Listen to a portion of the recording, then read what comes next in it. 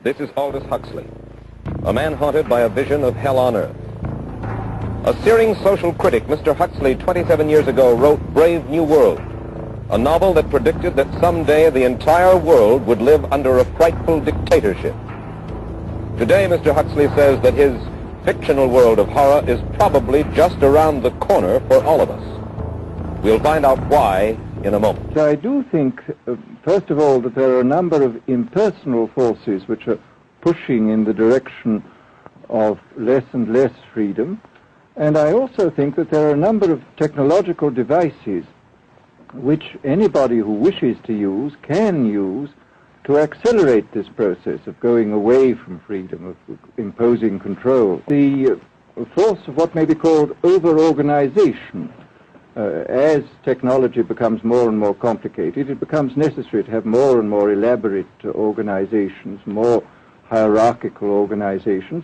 And incidentally, the advance of technology has been accompanied by an advance in the science of organization. It's now possible to make organizations on a larger scale than was ever possible before.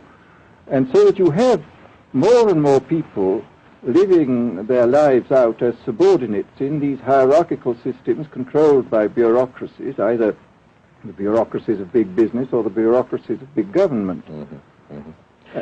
Now, the devices that you were talking about, are there specific devices or methods of communication which diminish our freedoms in addition to overpopulation and over-organization? Well, there are certainly devices which can be used in this way.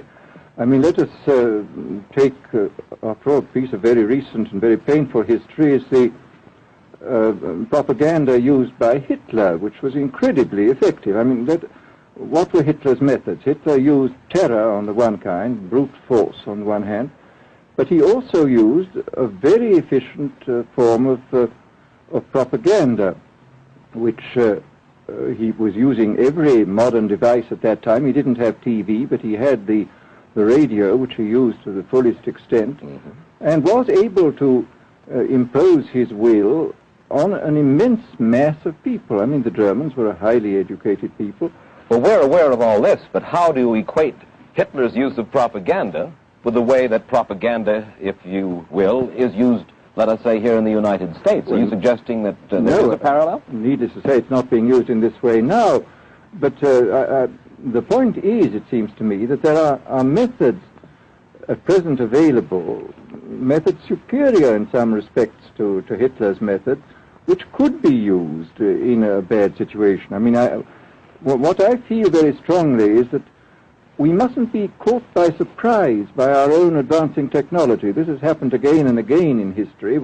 Technology has advanced, and this changes social conditions, and suddenly people have found themselves in a situation which they didn't foresee and doing all sorts of things they didn't really want to do. Well, now, what do you mean? Do you mean that we develop our television, but we don't know how to use it correctly? Is that the point that you're making? Well, at present, the television, I think, is being used quite harmlessly. It's being used, I think, I would feel it's being used too much to distract everybody all the time. But, I mean, imagine, which must be the situation in all communist countries, where the television, where it exists, is always saying the same thing the whole time. It's always driving along. It's not creating a wide front of distraction. It's creating a one-pointed drumming in of a single idea all the time. It's obviously an immensely powerful instrument.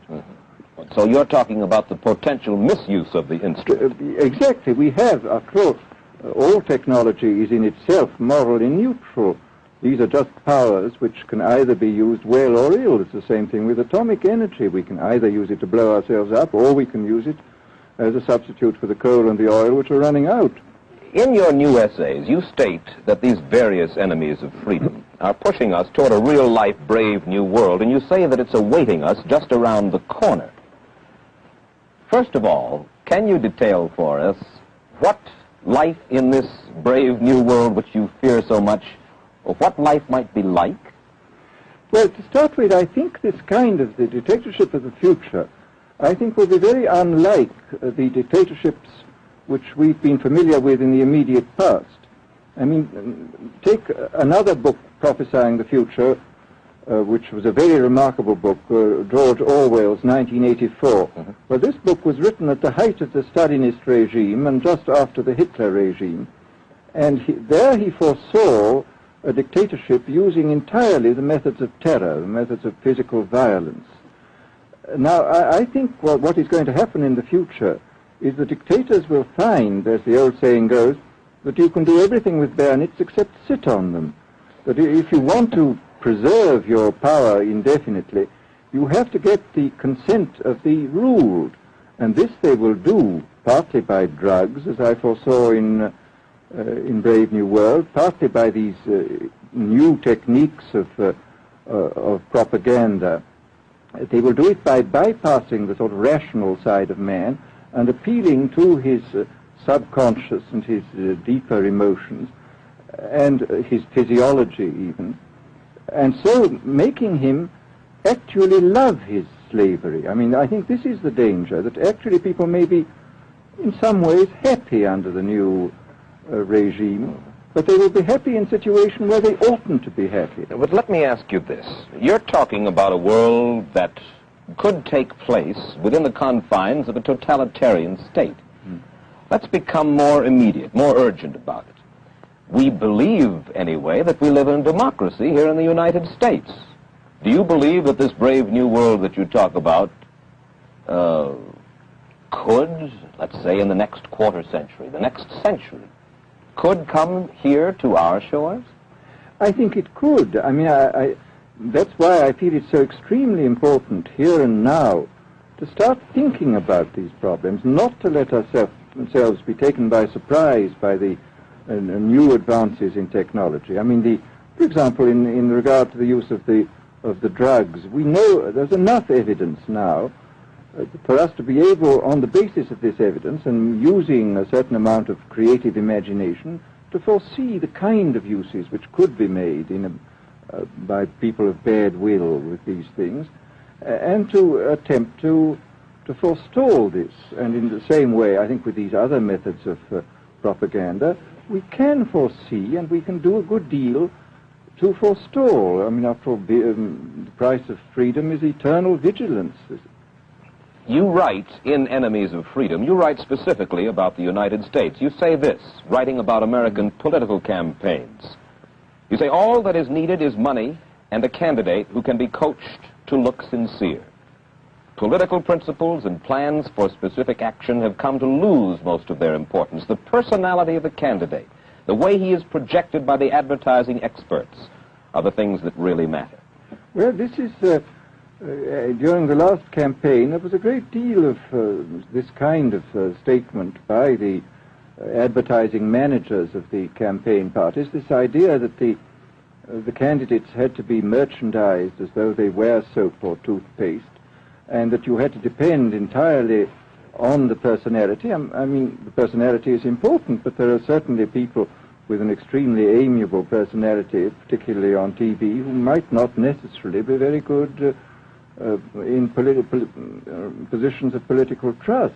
Well, do you feel that men like Eisenhower, Stevenson, Nixon, with knowledge of forethought, were trying to pull the wool over the eyes of the American public? No, but they were being advised by powerful advertising agencies who were making campaigns of a quite different kind from what had been made before. And I think we shall see probably all kinds of new devices coming into the picture. I mean, for example, this thing which got a good deal of publicity last autumn, subliminal projection. I mean, as it stands, this thing, I think, is of no menace to us at the moment. But I was talking the other day to one of the people who has done most experimental work in the psychological laboratory with this, who was saying precisely this, that it is not at the moment a danger, but once you've established a principle that something works, you can be absolutely sure that the technology of it is going to improve steadily. And I mean, his view of the subject was that, well, maybe they will use it to some extent in the 1960 campaign, but they will probably use it a good deal and much more effectively in the 1964 campaign, because this is the kind of rate at which technology advances. And we'll be persuaded to vote for a candidate that we do not know that we are being persuaded to vote for. Exactly. I mean, this is the rather alarming feature, that you're being persuaded below the level of choice and reason. The danger, it seems to me, in a democracy is this. I mean, what does a democracy depend on? A democracy depends on the individual voter making an intelligent and rational choice for what he regards as his enlightened self-interest in any given circumstance. But what these people are doing, I mean, what both for their particular purposes, for selling goods, and the dictatorial propagandists are doing, is to try to bypass the rational side of man and to appeal directly to these unconscious forces below the surface, so that you are, in a way, making nonsense of the whole democratic procedure, which is based on conscious choice on rational grounds. You said something to the effect in your essay that the children of Europe used to be called cannon fodder, and here in the United States they are television and radio fodder. Well, after all, you can read in the trade journals the most lyrical accounts of how necessary it is to get hold of the children, because then they will be loyal brand buyers later on. But, I mean, again, you just translate this into political terms. The dictator says they will be loyal ideology buyers when they're grown up. We hear so much about brainwashing as used by the communists. Do you see any brainwashing other than that which we've just been talking about that is used here in the United States? Other forms of brainwashing? Not in the form that has been used in China and in Russia, because this is essentially the application of propaganda methods, the most violent kind, to individuals. It's not a shotgun method like the advertising method. It's a way of getting hold of the person and playing both on his physiology and his psychology till he really breaks down, and then you can implant a new idea in his head. I mean, the descriptions of the methods are really blood-curdling when you read them, and not only the methods applied to political prisoners, but the methods applied, for example, to the training of the young communist administrators and missionaries. They receive an incredibly tough kind of training, which causes about 25% of them to break down or commit suicide, but produces 75% of completely one-pointed fanatics. The question, of course, that keeps coming back to my mind is this. Obviously, politics in themselves are not evil. Television is not in itself evil. Atomic energy is not evil. And yet you seem to fear that it will be used in an evil way.